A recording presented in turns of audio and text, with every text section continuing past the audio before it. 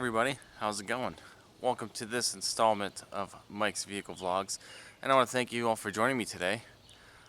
Some of my long-time subscribers may actually recognize this car, and today we're going to do a little bit of work to it.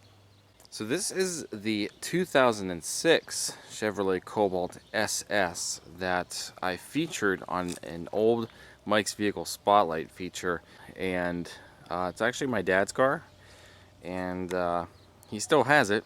It doesn't get driven a whole lot, being that my dad is actually a truck driver, so it basically ends up going to the yard. It sits for about a week and then he drives it home and so forth. So yeah, it's developed a little bit of rust on just the driver's door for some reason. The other doors I don't think have anything wrong with them, but this is it. So it's definitely, it's aging, as cars do around here in Northeast Ohio. Yeah, there's really no rust here. The rocker molding looks like it's starting to pop out a little bit, so it's probably starting to rust under there. But overall, it's still a pretty decent ride. But yeah, this door here, it's probably because it's the one that gets open and closed the most. I don't know. So yeah, I guess this is almost like a video update on the car, and we're going to do a little bit of work today. So what we're doing today to this Cobalt is we are replacing the front stabilizer control links on both the driver and passenger side, obviously. I actually had this car at school when I was still in school, a little over a year ago now actually. We did some brakes to it. We had to put some new brakes on it. The pins were stuck and his brakes were actually, the pins were stuck in whoever put the brakes on the first time, because he had just actually had them changed before I did it again, but they didn't replace or clean off any of the hardware, and the rust buildup actually caused the pads to stick. So he lost a lot of pads, and there was barely any brakes because of the brakes being hung up basically, or the pads. So I ended up doing some new front brakes, and so far they still feel really good a year later. But when I had it at the school, we noticed, I noticed, just driving it there, a lot of clunking in the front. And when we had it on the rack in school, it turned out, the front stab links were, pretty worn out and shot. So a lot of play in the links. And it's, like I said, it's been well over a year since I last did anything to the car. Today we're doing those links. Now I don't know if anything else over the time has come loose or deteriorated or something. So we're just doing the stabilizer links today, and hopefully that'll correct the clunking, unless, like I said, something else has developed. But let me try to show you guys what's going on, with it, and then, I got to move the car up, and we'll get it off the ground, and we'll start working on it. So an obvious sign for the stabilizer links going bad is, like I said, you usually have like a clunk in the front end when you end up running over, bumps or any imperfection in the road. I'm just going to put the window down for this, and we're going to put the other one down too. It's hot. It's 77. Hopefully this job won't be too time consuming. I have to cut my yard today also. I wanted to get started on this earlier, but I was trying to get rid of a migraine. So even just backing down the driveway, you can just kind of hear, you can just kind of hear it kind of clunking in the front. Yeah, right there, see? So if I leave the driveway, yeah, so we just go back in the driveway.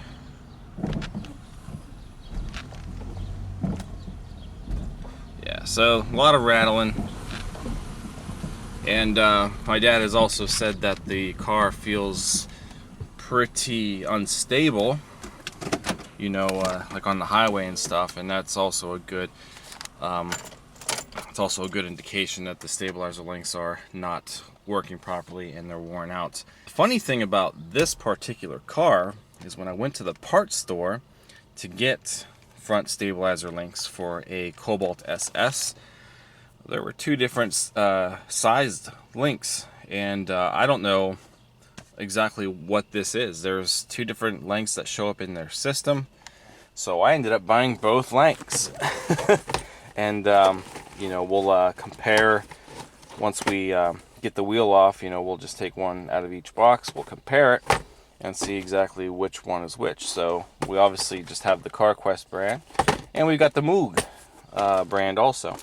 So that's what they offered me, and they said both of these can be used on the SS. I honestly have a feeling one of these is particularly for an SS, and another one is for the more basic Cobalt models.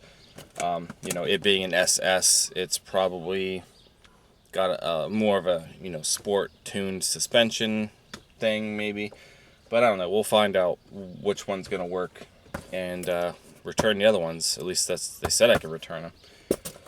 So let's get to work. I don't know how much longer the puny little jack's gonna hold. It is just barely getting this tire off the ground for me to get it off. And of course, never work without a jack stand.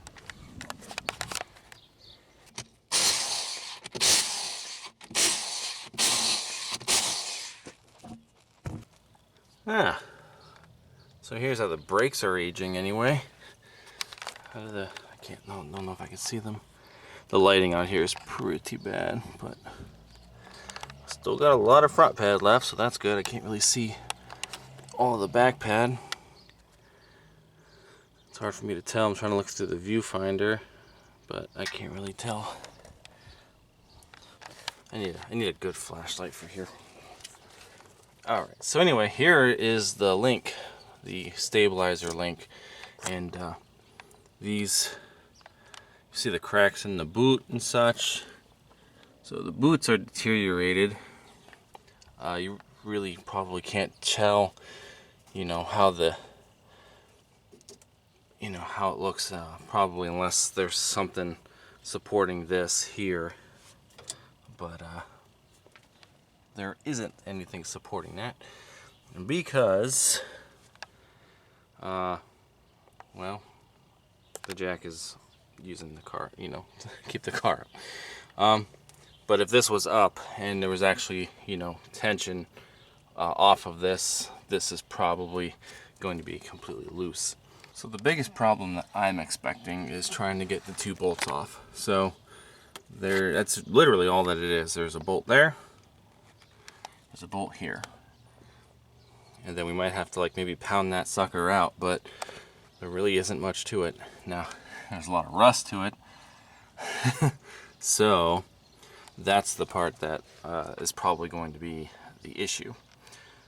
So let's get the socket and see what we got. Alright, so it's an 18 millimeter. I got a long 18 on there.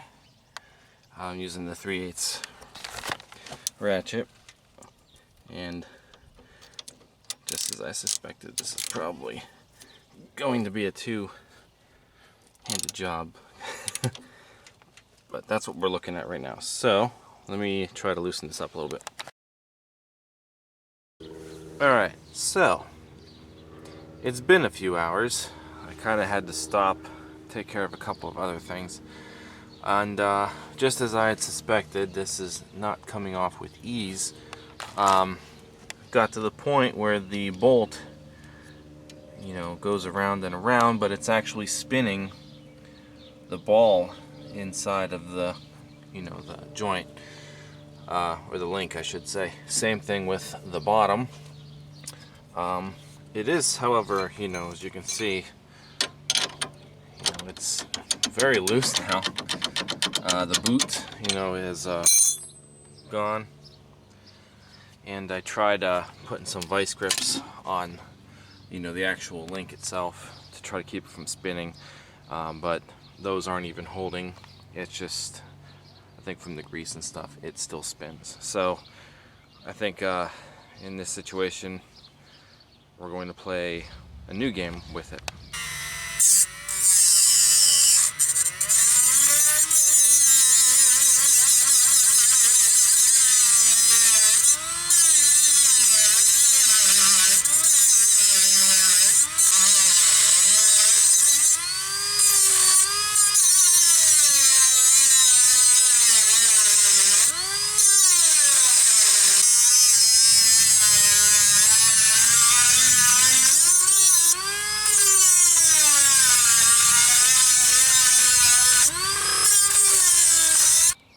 Alright, so I started to go from the back with the cutting wheel, and well, it really wasn't going fast enough, so I decided to just try to cut the nut up into a couple of pieces and chisel it off, and that's what I got. So I'm kind of hoping at this point, here we go, that's one. Let's try to get the other one off. Hopefully I could do the same way. Alright, so with the bottom one, I actually started cutting the nut off. I kind of cut half into it, and then I decided to try the vice grip thing again, and I think it's actually working. Yeah, it is. So this one's actually coming off with the nut, but it kind of helped when I started cutting it. I think I also cut into the threads too. Yeah, it's loosening with the nut. Surprising. Yeah, I had a feeling this job was going to be a pain. The proper way to do this would probably have been like an acetylene torch, but I obviously don't have a torch here at the house, and just had to use what I got. Had to go out and buy the cutoff tool, but I need one of them anyway, so we're almost at the end here. The socket wouldn't fit back there. Probably would now, but originally I had to use this wrench.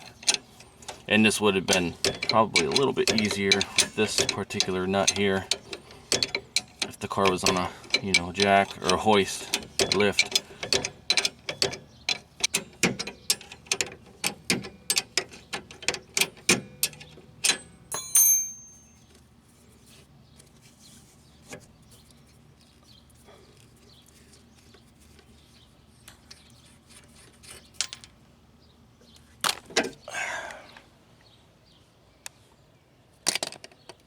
Sheesh. So the ones that I originally wanted to buy were the CarQuest ones, and like I said, I bought CarQuest and Moog because I was told they were two different sizes. This one here, the CarQuest one, before I started filming, I held them up to actually look at them. So, but they look like they are the exact same length, so I'm pretty sure that these were the ones that we're going to use. Thickness looks the same, so they look like they're the same for this this vehicle. So that's what we're going to put on. We're going to put the CarQuest ones on. I'm not even going to open up the Moog ones because I'm taking them back, and we know that the CarQuest ones are what we need for this particular SS. So getting these on should be a breeze, to be quite honest with you. They come with new nuts, so we don't have to worry about that. They look like they're locking nuts too. I can't even move them with my thumb, just holding them one-handed, so yeah, I can't do anything with it. The old one, on the other hand, yeah, there was a lot of play. The boots, I tore the boots off because of the trying to get the vice grips and stuff on them, but the one side, look, completely dry for the most part. I don't remember which side this was, but completely dry. This one up here still had some grease in it. So, junk. That is literally it. Getting him back in takes like 2 minutes, if that. There's a torque spec for these. I believe it's 48 foot-pounds. torque wrench won't fit in here, the one that I have, so it's just, you know, really tight with the ratchet and the, you know, box wrench that I had to use for the lower one. So this side's done. I'm going to try to get the other side off. Hopefully the other side, now that I have a more of a plan, hopefully the other side will go a little smoother, and I can beat the clock before the sun goes down. So let's get the wheel back on and we'll go over to the other side.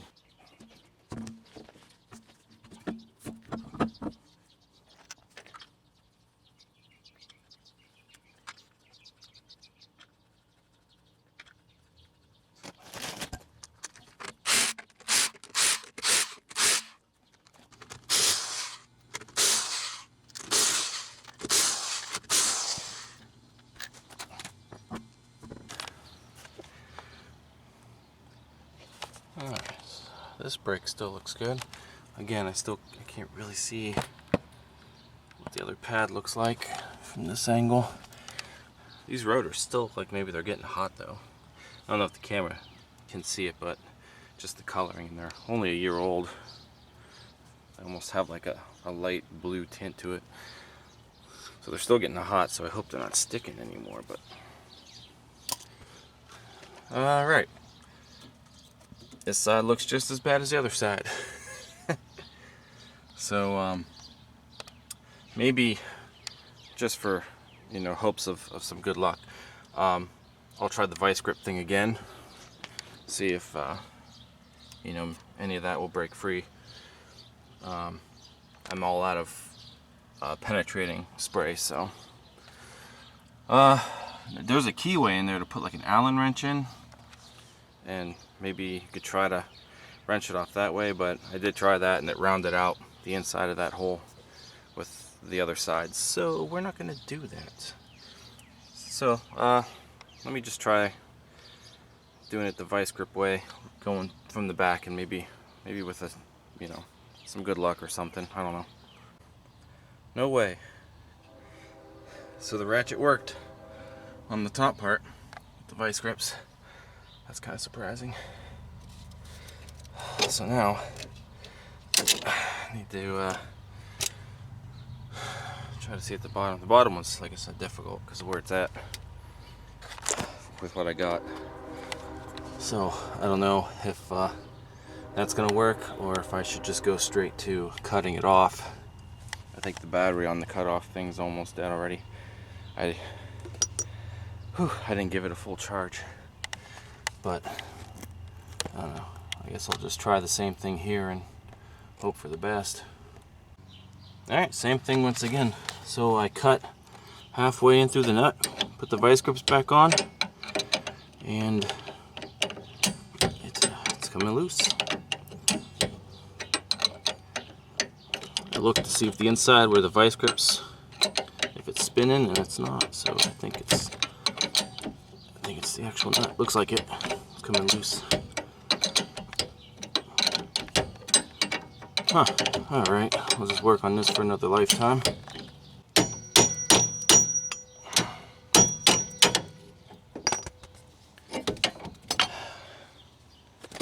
Success. Alright, so the other one's in place, nice and tight. Let's get the wheel on, torque the wheels, take it for a quick shake and see if that particular noise is gone. Now it's kind of hard for me to tell from this angle. I wanted to see what the actual stabilizer bar looked like, the bushings and stuff. Obviously from this angle you can't see a whole lot, but yeah, most likely the clunk is from the stabilizer links.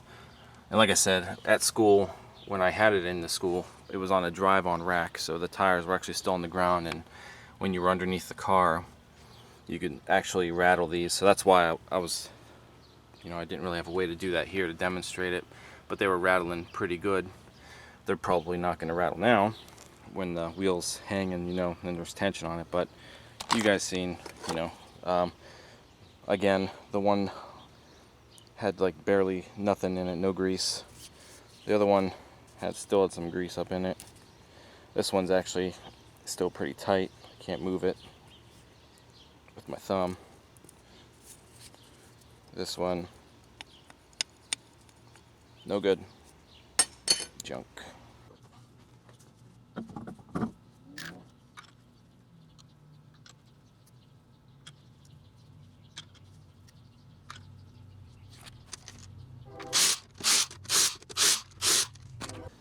Wheels get torqued to 100 foot-pounds.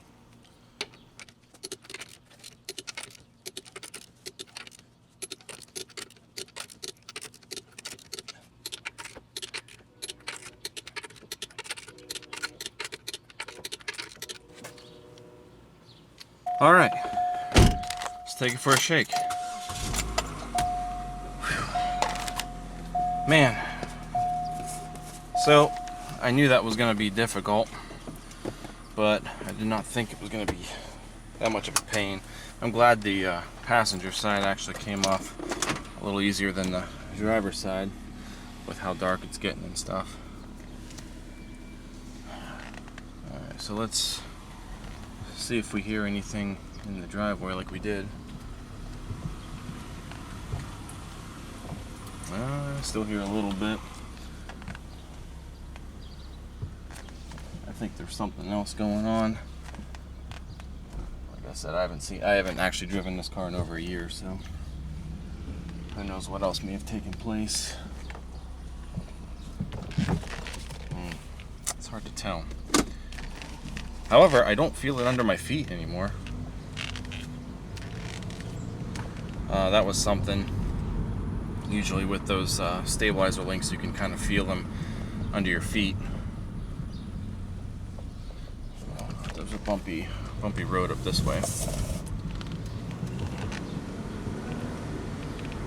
Go up this way. It does need an alignment, as something I obviously cannot do at home. So it didn't look like the tie rods were bad. I didn't get a good look at the ball joints to see if they were maybe coming apart. The occasional traction control light. Interesting. She's got about 131,000 on it.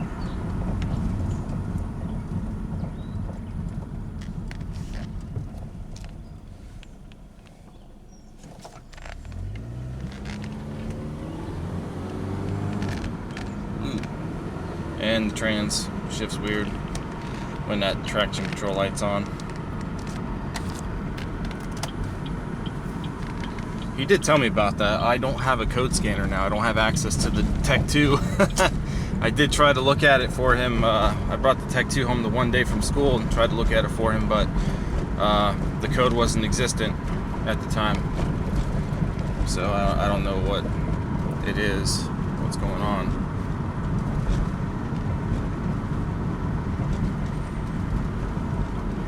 But yeah, I don't hear the same kind of clunk. Matter of fact, I barely hear it at all, to be honest with you. I'm not hearing much. So,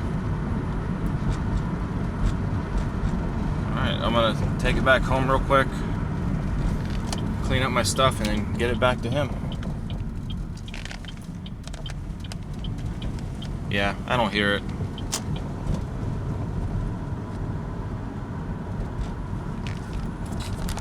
Let's try to put it in neutral. Shut this car off real quick and just see what happens with this. Oof. Oh, right away. Don't know. At least not right now, anyway. Alright guys, so that's all I've got for today. I know this video may have seemed kind of short and kind of all over the place, but at some point in time, you know, just because I kind of got stopped throughout the day working on this, I just had to make sure that it was getting done before the night's over. So it's done now. I don't hear the same noise, so I hear other noises, but I don't hear the same one that we heard in the beginning. And other than the fact that it needs an alignment, it seems to be driving okay. The traction control light, pretty sure that's what that is on these things. And the transmission shifting funny. Could be a torque sensor, I don't know, but that's for another day perhaps. I'm gonna wrap it up. So if you guys did enjoy this video, give it a thumbs up, comment, subscribe, check out teespring.com/stores/Mike's Vehicle Spotlight for all of your MVS and vlog merchandise. I'll see you guys next time. Thank you again for watching.